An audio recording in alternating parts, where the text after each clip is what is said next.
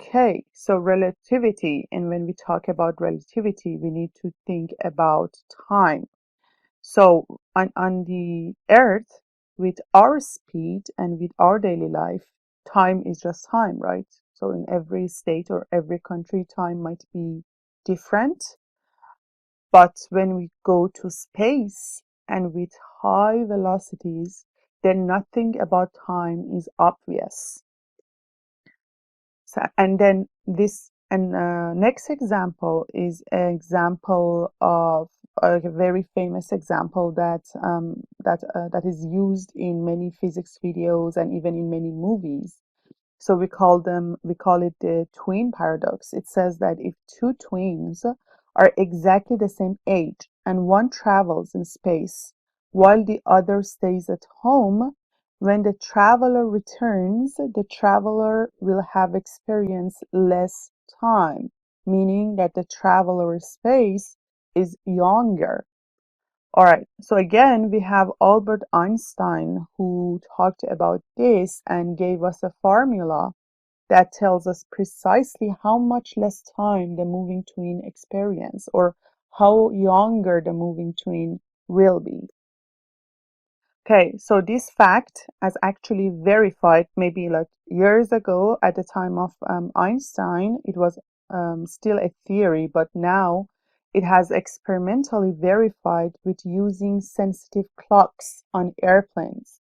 Even radioactive atoms, when they move, they experience less time than those radioactive atoms that are stationary, meaning they decay slower, they stay younger.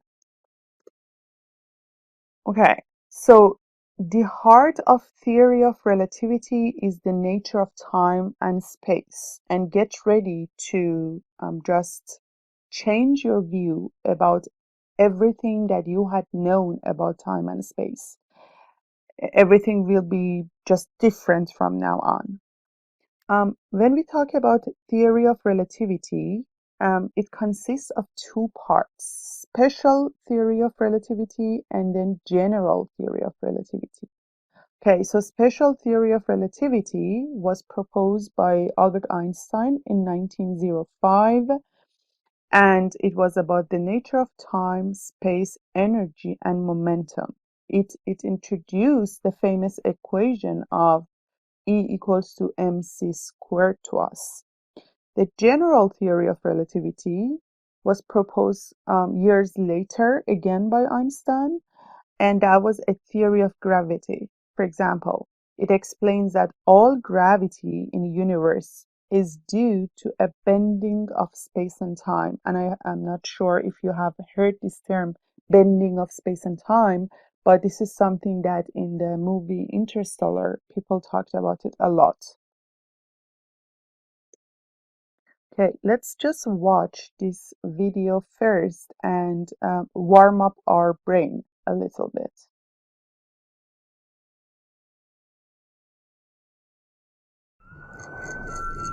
Psychedelics seem to have taken us out of a state of almost sleep and brought us into full.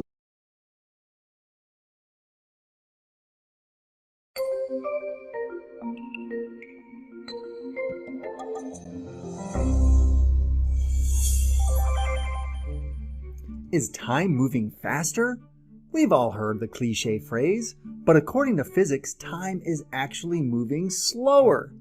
100 years ago, we believed that time was the same for everyone and everything. We were all participating in the same ticks of the clock.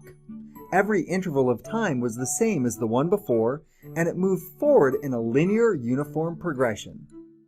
However, in 1919, Albert Einstein demonstrated that time is relative with a theory of special relativity.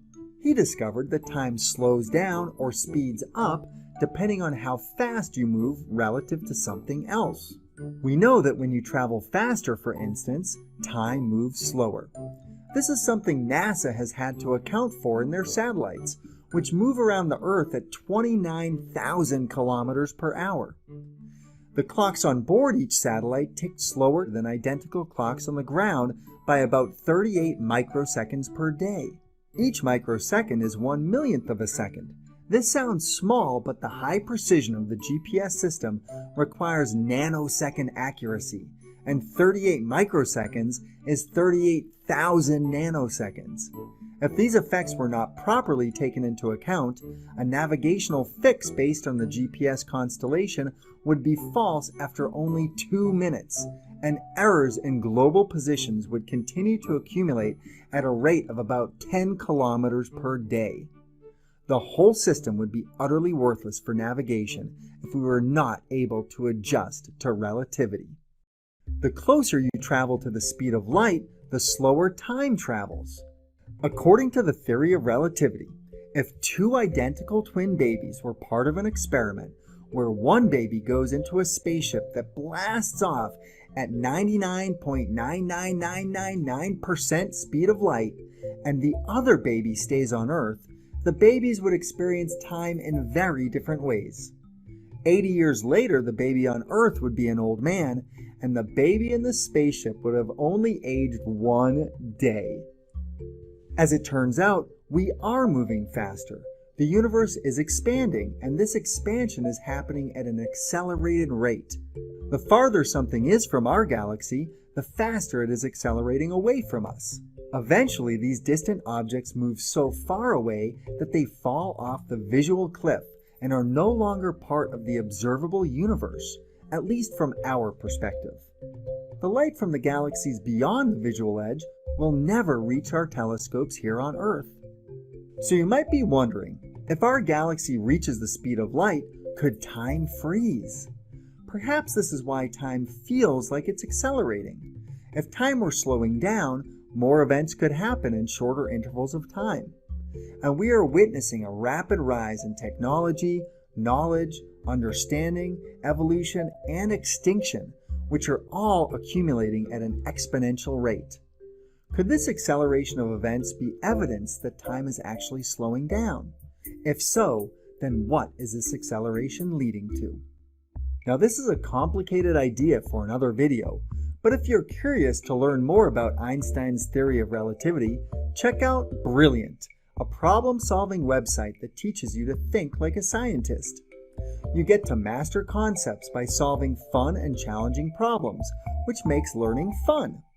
Brilliant's thought-provoking special relativity course. Okay, we're not going to watch the advertisements.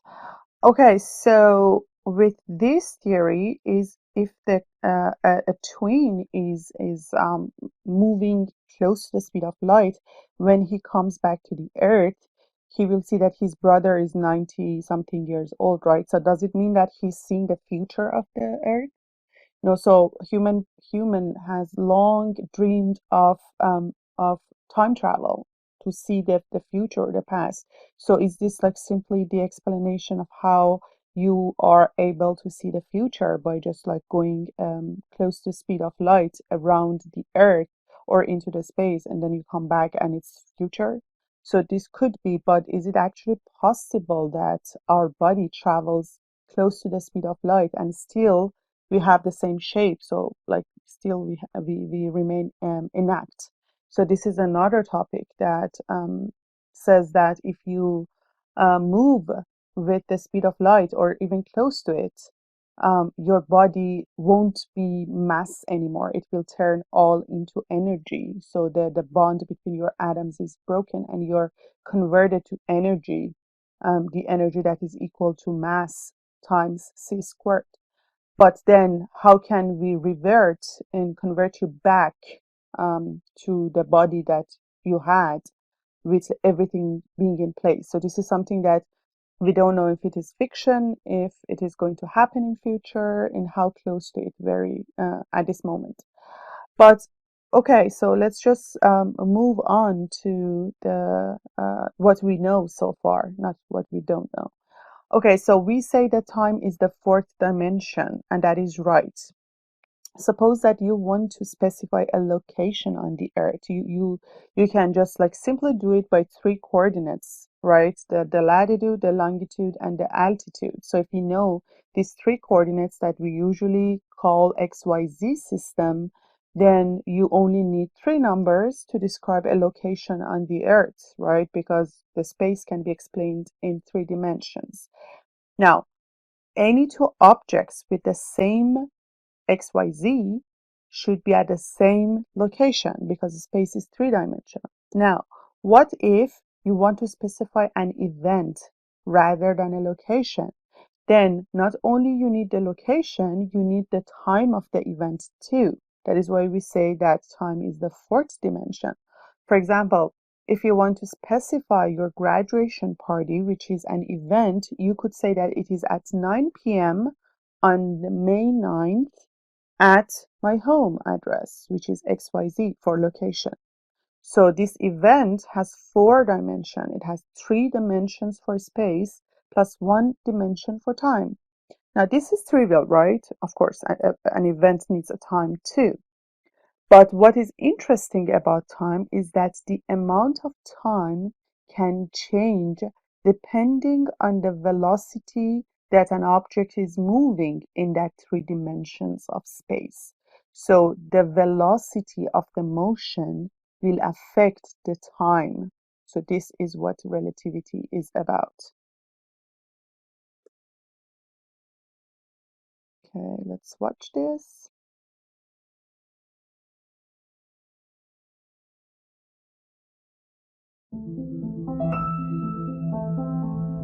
Challenge yourself for her. Challenge accepted. In the movie Superman, there's a famous scene where the Man of Steel spins round and round the planet to turn back time. While the idea is pure comic book fiction, if someone was to spin round the planet, it would indeed affect time, but just for them. Time is relative, which means that the rate time passes changes based on numerous factors, such as gravity or how fast you are moving. What this means is that astronauts up in space are aging slower than everyone here on Earth. But why? Einstein's theory of relativity created the idea that there is a fabric that permeates throughout the whole universe called space-time. Space-time doesn't stay the same. It can be warped by matter and energy. This is called time dilation. For example, time moves slower on Earth than it does in space because the Earth's gravitational force bends space-time. This is gravitational time dilation. If you were out in space away from Earth's gravitational pull, you would age faster than someone back home. As gravity is stronger the closer you are to the surface, it means your feet are younger than your head. And a person who lives on the ground would age slower than someone who lived at the top of a mountain. But the difference would be so tiny as to make it imperceptible. Time also moves slower the faster you are moving. This is velocity time dilation. In the twin scenario, if one twin remained on Earth while the other twin flew off in a rocket around space before coming back, the twin in the rocket would find upon returning that their Earthbound twin had aged more. This is exactly what happens when you have an atomic clock flying around in an airplane. It will record less time as having passed than an atomic clock that stays on the ground. So do we age slower in space or not? The answer depends on what you're doing in space. If you were floating in space above Earth and not moving, you would age quicker. But for those astronauts on the International Space Station, which whizzes around Earth at about 5 miles per second, they would actually age slower because their velocity time dilation has a bigger effect than their gravitational time dilation. A 6-month stint aboard the ISS would give you about 0.07 seconds of extra life. So, if you want to stay young relative to people on Earth, all you have to do is find a way to spin round and round the planet at incredible speed, just like Superman.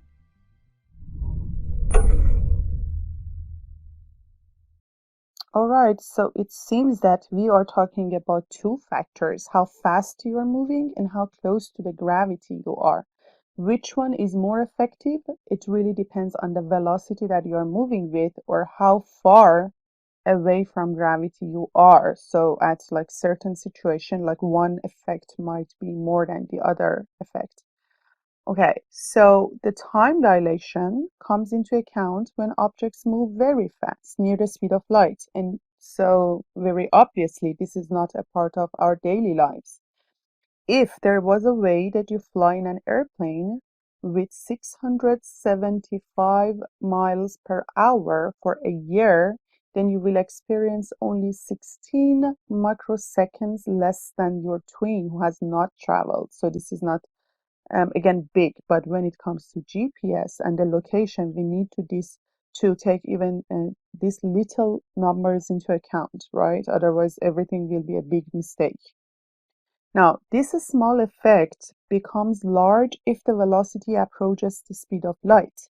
For example, at 60% of the speed of light, the time dilation factor is 0.8. Now, what is the time dilation factor? Now, let's move on to just like work with the math of it a little bit. All right, so for this scenario, suppose that the object is moving with velocity v, right? Let the speed of light be called c, like we always did.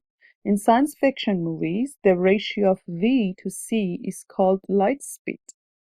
Here, we call it beta, the Greek letter beta. So this is the ratio of the velocity of the object to the speed of light. So if you're moving at 60% of the speed of light, then your light speed or your beta is 0.6. In physics, we call this ratio beta. In science movies, we call it light speed. Now, time will slow down by the factor of square root of 1 minus beta squared. So this whole factor here is called Einstein factor. So now we know that if we are moving at 60% of the speed of light, our time will slow down by square root of 1 minus 0.6 squared.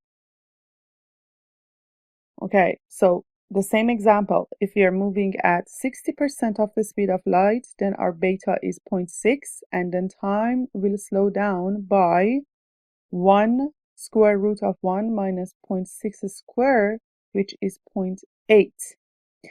Okay, so what does this mean? This means that if Solmaz, which is me, stays at home and her twin, let's call her Sarah. Actually, I don't have a twin, but let's just imagine that I have.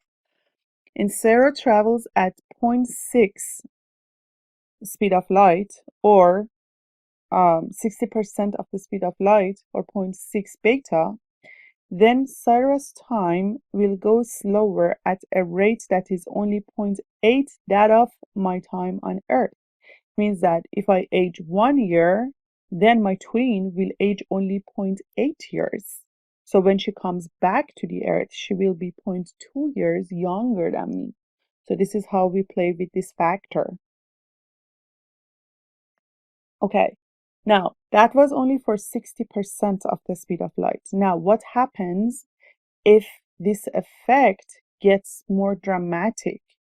When the velocity increases, what happens then? For example, if somebody can move with 99.99% of the speed of light, then the beta factor will be 0.999999, right? And then you will find that my twin's time will progress at the rate of 0.0045. So this is now big difference. It means that if I age 1 year, then my twin will only age 0.0045 year, which is 1.6 days only. So when she comes back, if I'm like age 1 year, then she has only age 1.6 days. Okay, so this table, for example, shows the light speed table here. So what situation that we were talking about lies here, right? So this is then the 99.99% of the speed of light. And you can see how, for example, if somebody just moves with the 0.25 beta, which is 25% of the speed of light, then that Einstein factor is 0.97. This means that if I age 1 day, then my twin will age 0.97 days. So this is not a big difference. But as we move to like the ratio, the larger ratios, or as we move to the zone that the velocity of motion is closer to the speed of light, you see that this factor becomes smaller and smaller. This means that for my 1 year, then my twin will age less and less. Okay, so that was about the time dilation, or when the time goes slower when you move faster. And I hope that it's not that confusing. But if it is, please search Google. There are tons and tons of videos and movies and articles about relativity. Now, another effect that velocity has on like objects' behavior is in their length. So this is what we call the length contraction. So it says that when an object moves to a velocity v, it gets shorter.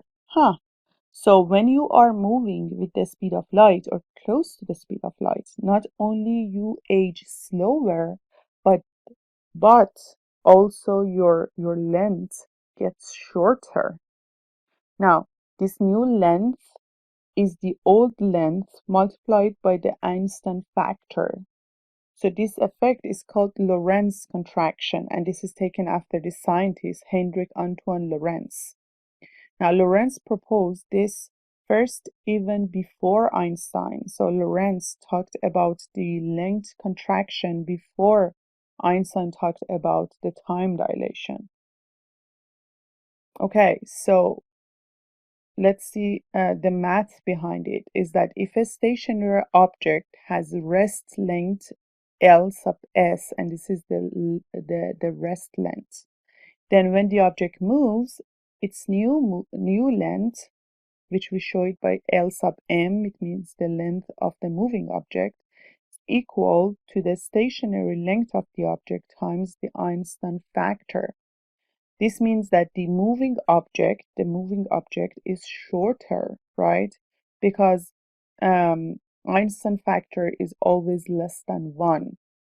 Okay, so this means that if the original length is here, then you multiply it by something which is less than 1, so the moving object is always shorter. Okay, so the two things that we have learned so far is that if you move fast, close to the speed of light, or at least comparable to the speed of light, time passes slower for you and length becomes shorter for you.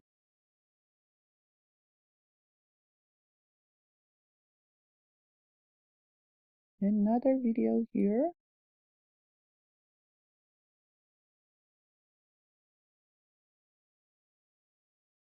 This little light of mine, I'm gonna let it shine. This episode is supported by Prudential. Let's say you're waiting for a friend of yours to arrive on a train, and I should point out, it's very much a hypothetical train. For one thing, it's moving towards you in a vacuum, and somehow it can travel at half the speed of light. But your friend, Bob, is on this amazing hypothetical train. Oh, and the front of the train has a headlight. From Bob's perspective, standing on the train, the light from the headlight is moving away from him at the speed of light. So the train is moving at half the speed of light, but at the same time it's shooting out light from the headlight that's moving at the speed of light. You'd think that from your perspective on the platform, it would look like the light coming from the headlight was moving at 1.5 times the speed of light, because it would have its own speed plus the speed of the train. But that's not true, because light always has to move at the same speed through a vacuum from any perspective. So from your point of view on the platform, that light wouldn't look like it's going faster than the speed of light. It would just look like it's moving at exactly the speed of light. As counterintuitive and strange as that sounds, special relativity explains why.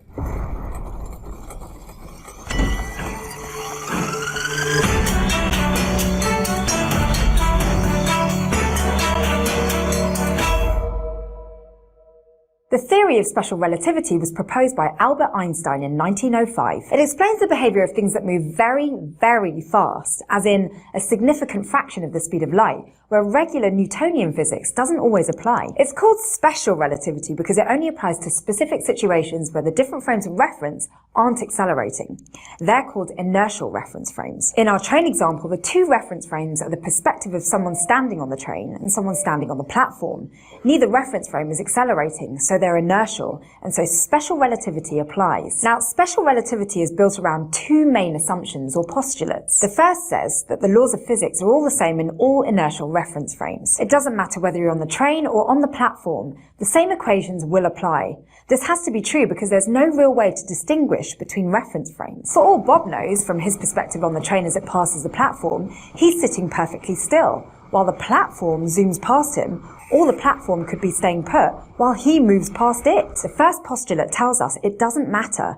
The physics will play out in the same way no matter what. The second postulate says that the speed of light in a vacuum is the same for all observers, about 300 million meters per second, always, whether or not the light source is moving. Physicists have tested this fact with lots of experiments. It's definitely true all the time. So even if light is coming from a train that's moving at half the speed of light, the light itself is still moving at about 300 million meters per second. And this is where things start to get weird. You already know that speed multiplied by time equals distance, but special relativity tells us that when it comes to light, speed is always constant, which would mean that the other two variables would have to change. Time and distance. And they do. When time changes, that's called time dilation. And when distance changes, that's called length contraction. Time dilation occurs when another reference frame is moving relative to you.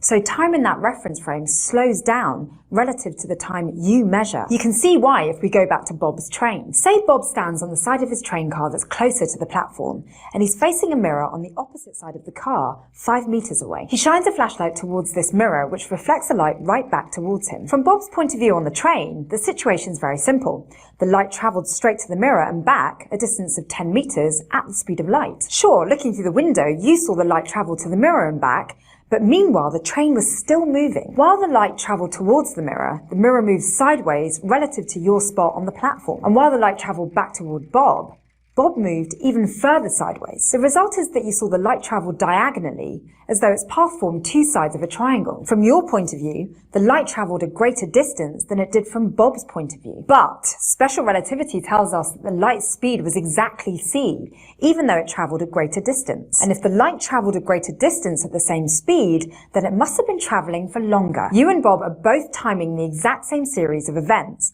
but you're measuring a longer time than Bob is. So from your perspective on the platform, time has slowed down for Bob. That's time dilation. If you measure the distance the light was travelling from your perspective on the platform, you'd calculate that time slowed down for Bob by a factor of 1 divided by the square root of 1 minus the train's velocity squared divided by the speed of light squared. We'll call this factor gamma, and it applies to any situation where another inertial reference frame is moving relative to yours. Time in that moving reference frame will seem to equal time in your reference frame multiplied by gamma. Gamma always has to be greater than 1 because the velocity of the moving reference frame always has to be less than c, the speed of light. So time is slower in that moving reference frame. Because time can pass differently for people depending on their frame of reference, there's also no universal concept of simultaneity. In other words, something that seems simultaneous to you might not be simultaneous to Bob. Say you see a flash of lightning at each end of Bob's train at the exact same time he passes you on the platform. I mean, we're already talking about a train going half the speed of light, so let's say it gets struck by lightning too.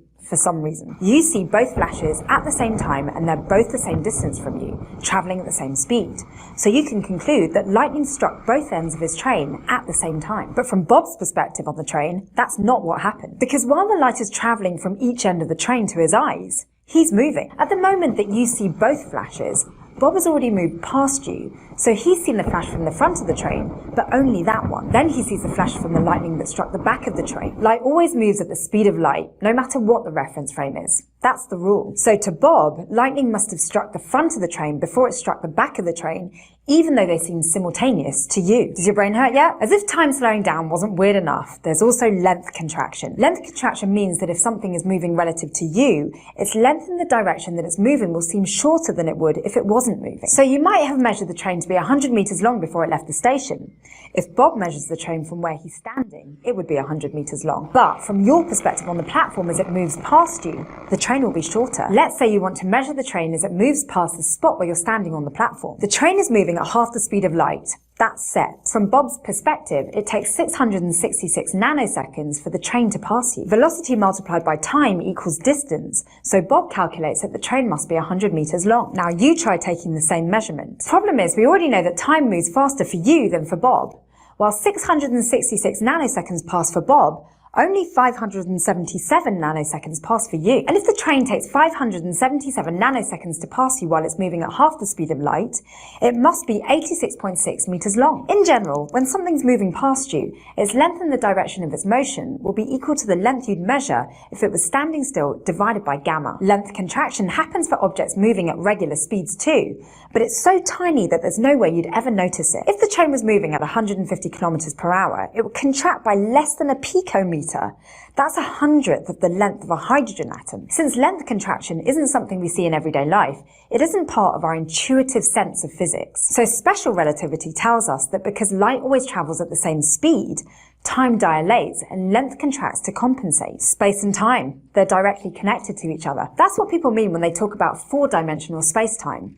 If you're describing something physically, it's not enough to just talk about its position in three-dimensional space. You also need to take time into account. A lot of this might seem counterintuitive, but that's because we're used to seeing the world at much, much slower speeds than light. All of which is to say that when you start to analyze things that are moving fast, the universe becomes a very strange place. Today we learned about special relativity. We went over its two postulates and their consequences: time dilation, a lack of universal simultaneity, and length contraction. We also talked about four-dimensional space-time. Thanks to Prudential for sponsoring this episode. It's human nature to... Okay, so I hope that your mind is not hurt yet, but if it is, I promise that if you watch this video over and over, you will get like a better feeling of it. So we do not need to know like all the exact equations and everything. We just need to know that when something is moving very fast, that the time will be slowed down and the length will be smaller. Okay, now the last topic that we're going to talk about is the relative velocity. And it's good that in the video, this girl was like emphasizing on the fact that what is constant around the universe, and there is no doubt about it, is the speed of light. That c equals to almost 3 times 10 to the power of 8 meters per second is the only constant that won't change in the fast speeds. Okay, now I want you to think about this problem. Suppose that you're moving at half the speed of light, which is c divided by 2, and that you crash into someone coming from the opposite direction who is also moving at half speed of light. What is your relative velocity? Okay, so I give you a few moments to think about it.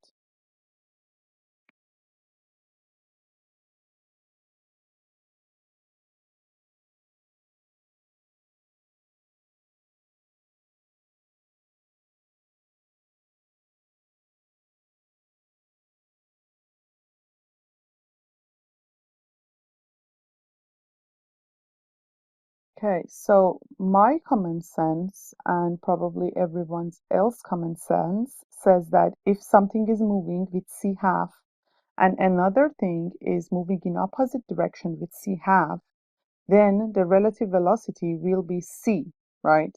The summation of c half and c half. But when it comes to the fast speeds, this is not true. So if you're moving at velocity v1 and the other person is moving at velocity v2, then the relative velocity is not simply just the summation of those two, but you will have this factor in the denominator.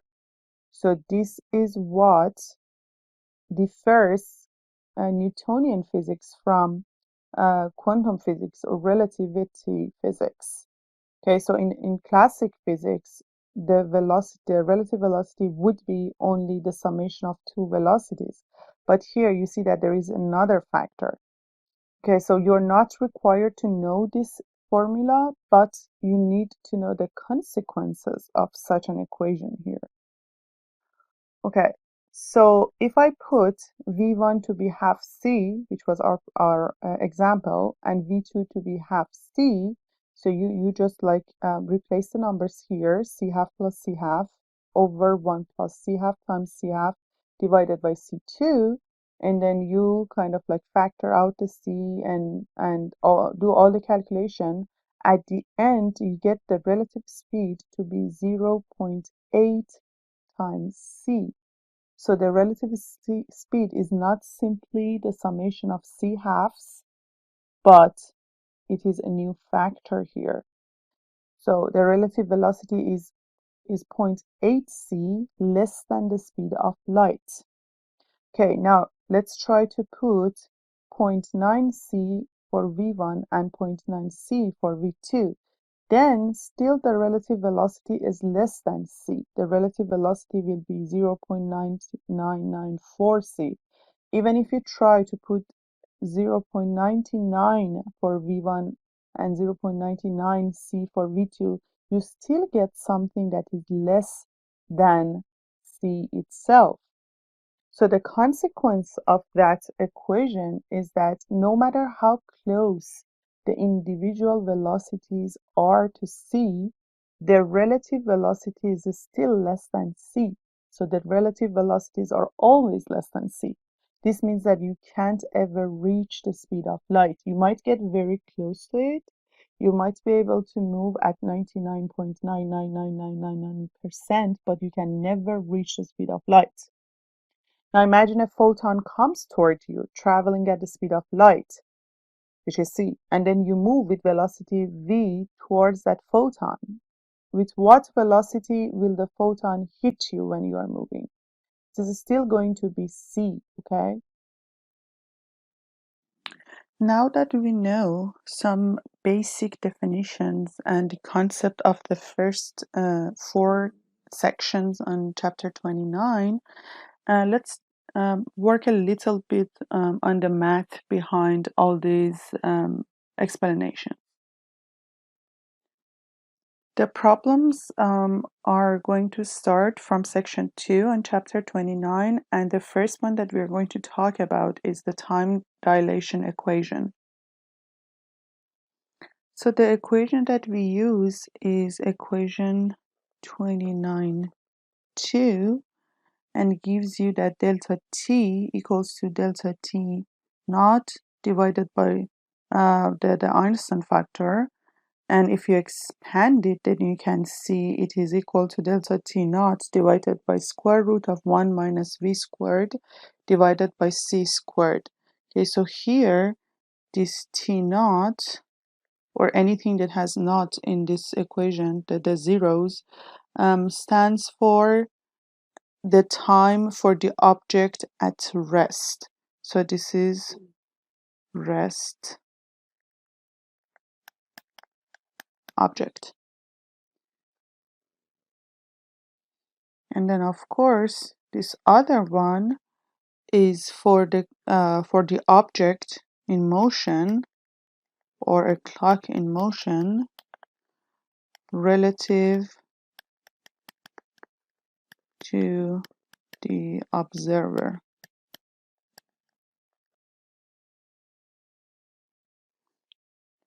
Let's take a look at exercise 29.1. It says a spaceship carrying a light clock moves with the speed of half c relative to an observer on the Earth. Okay, so here I know that v is half c. According to this observer, how much time does it take for the spaceship's clock to advance 1 second? Okay, so how much does it take for the spaceship's clock to advance 1 second according to the observer? So I want to find delta t, because delta t is the time for the motion, for the object in motion relative to observer, and then I know that delta t naught is 1 second. Okay, so I use the equation 29(2) and just replace for everything. We can cancel out this c squared to this c squared. So I will get delta t to be 1 second divided by square root of 1 minus half squared. Okay, if you calculate this, then it gives you 1.15 seconds. What does this mean? This means that if the stationary clock shows 1 second passed to an observer who is observing a spaceship that is moving with the half of speed of the light, the time passes 1.15 seconds. So this means that time has passed slower, right? Or it's like longer. So that is why the one that is on a spaceship will stay younger. Another good example that is on your book is example 29.3, and that is about the biological aging that we talked about a lot.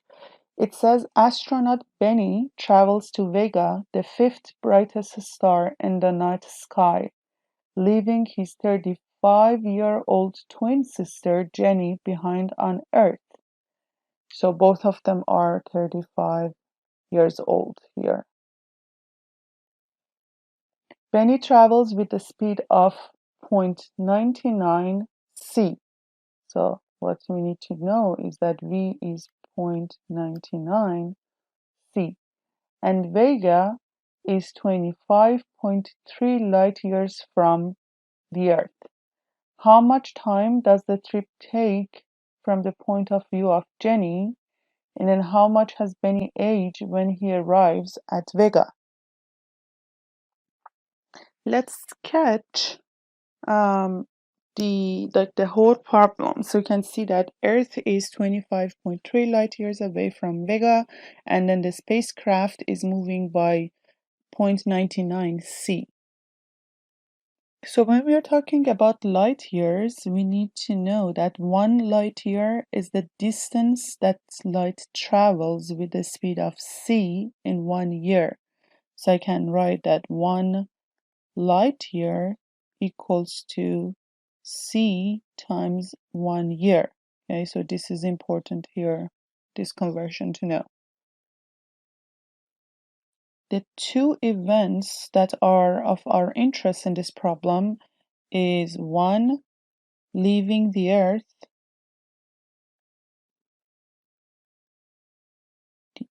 and 2, arriving at Vega. Now for Jenny, these two events occur at different locations. So the time interval for her is delta t and not delta t naught. Okay, so for Jenny, who is on the Earth, we have delta t for Jenny.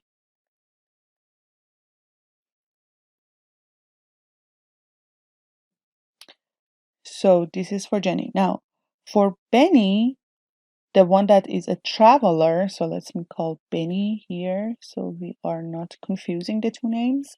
So for Benny, the two events occur at the same location. Now, just outside the spacecraft door.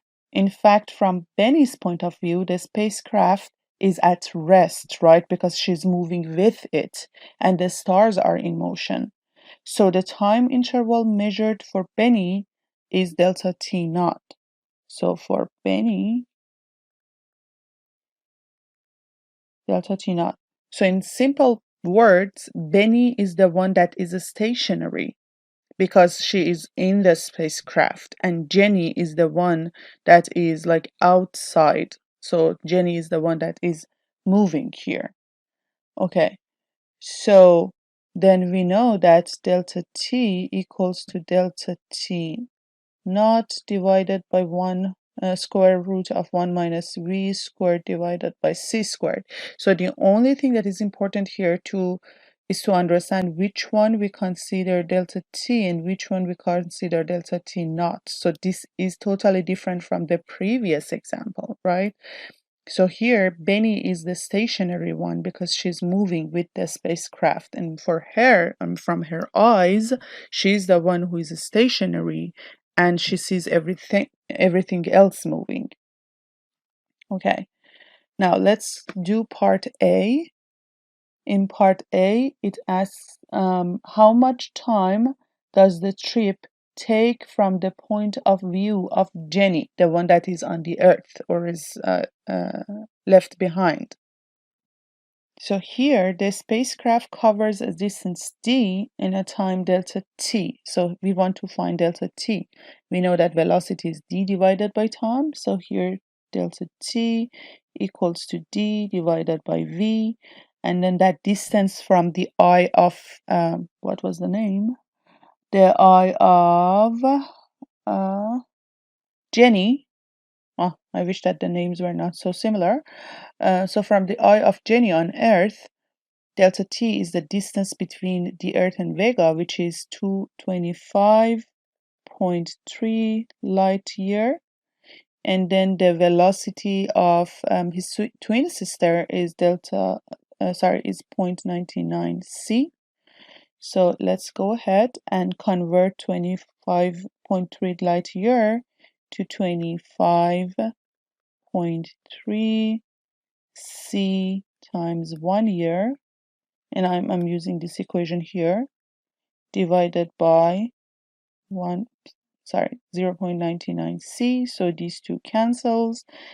And then delta t for the one on Earth is 25.6 years. So this is how the time passes for Jenny on the Earth. On part B, though, it asks for how much has Benny aged when he arrives at Vega. Okay, so we need to find how time is passing for the twin who is traveling. Okay, so I know that delta t equals to delta t naught divided by Einstein factor, so I need to rearrange this, and then I get delta t naught to be delta t times square root of 1 minus v squared divided by c squared. So let's just put everything here. I have 25.6 years for the one who is not traveling times square root of 1 minus 0.99 c squared divided by c squared. So if you calculate this, then delta t naught will be equal to 3.61 years. Okay, so one travel from Earth to Vega, the time that passes for the one on the Earth is 25.6 years, but the twin who is traveling will only age 3.61 years. Now, you can even calculate on the way back. So when Benny reaches Vega, he's only 38.6 years old, right? So remember that the initial year was 35 years old. So when Benny reaches Vega, then he will be 38.6 years old. But the one who stayed behind on the Earth, whose name was Jenny, will be 35 plus 25.6, so she will be 60. Jenny will be 60.6 years.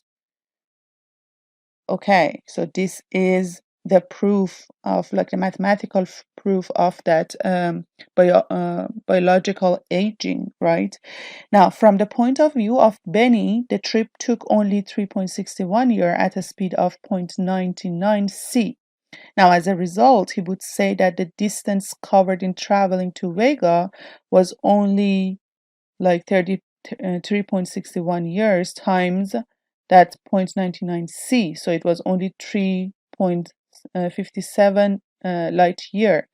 But for Benny, the distance, so for Benny, the distance to Vega has been reduced, or the space has been contracted. Okay. But then for the one who is staying on the Earth, she still sees the distance to be 25.3 light years. And then that is why she is older, or she ages more. Following this very nice example that kind of hopefully gives you a feeling of what is happening in high speeds, let's take a look at some problems about the length contraction. And we talked about the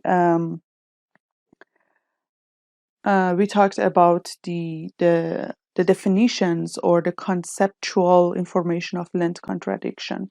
Now here the equation that we're going to use is equation 29.3 that gives you L equals to L naught times Einstein factor, which is 1 minus square root of 1 minus v squared divided by c squared. Okay, so here again, L naught is for the stationary one, and L is for the moving object. Or you can just simply call them Lm and Ls, like the slides that I was reading for you.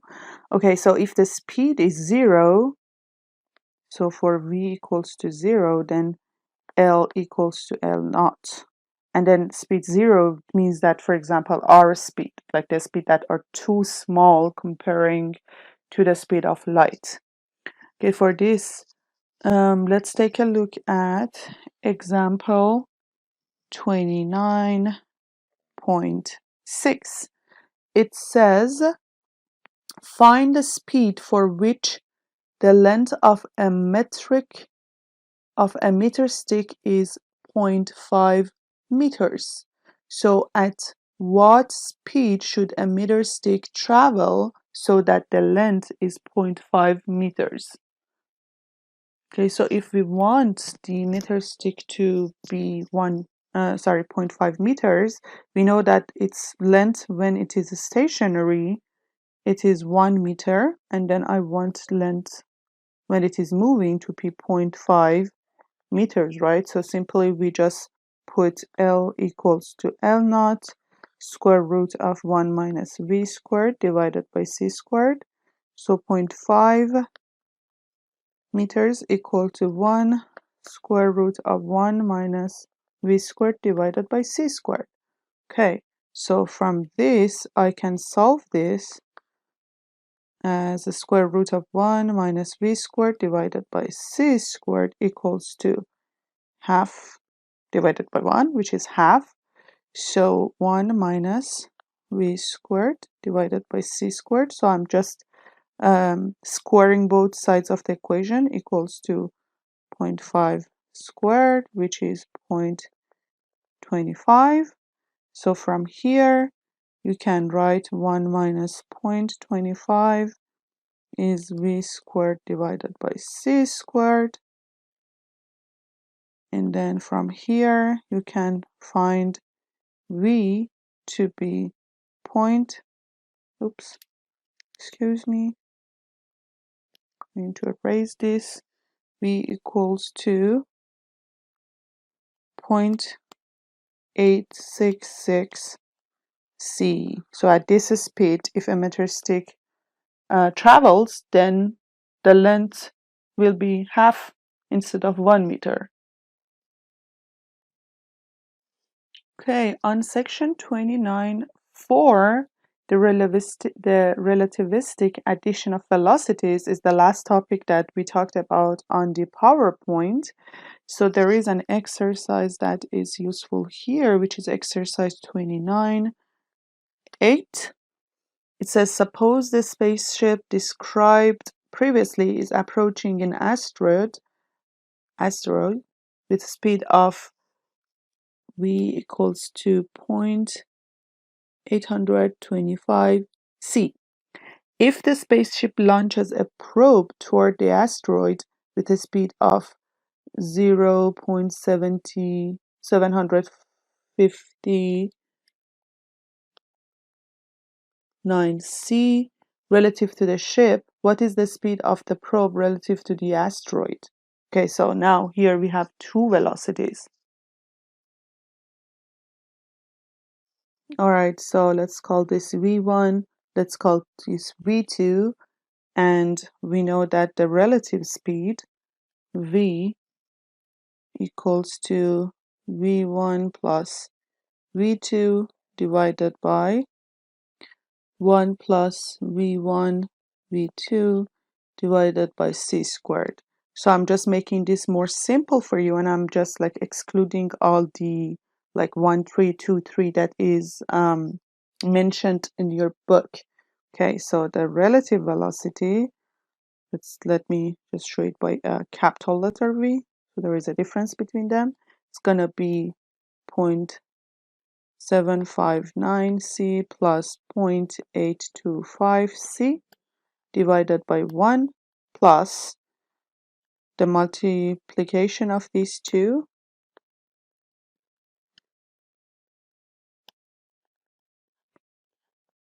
divided by c squared. All right, please go ahead and do the calculation yourself, and the answer will be 0.974 c. So this is surprising that instead of just like these two velocities simply being added together when we are looking for the relative speed, we have like this denominator that will reduce the speed to less than the speed of light. And again, nothing can move with more or with higher speed than the light speed. All right, so this brings us to the end of this chapter. This section. I take it back. So in the next video, I'm going to talk about relativistic momentum, which includes the mass. How does mass change, and how does the energy change when an object is moving? Okay, stay safe and healthy, and please let me know if you have any question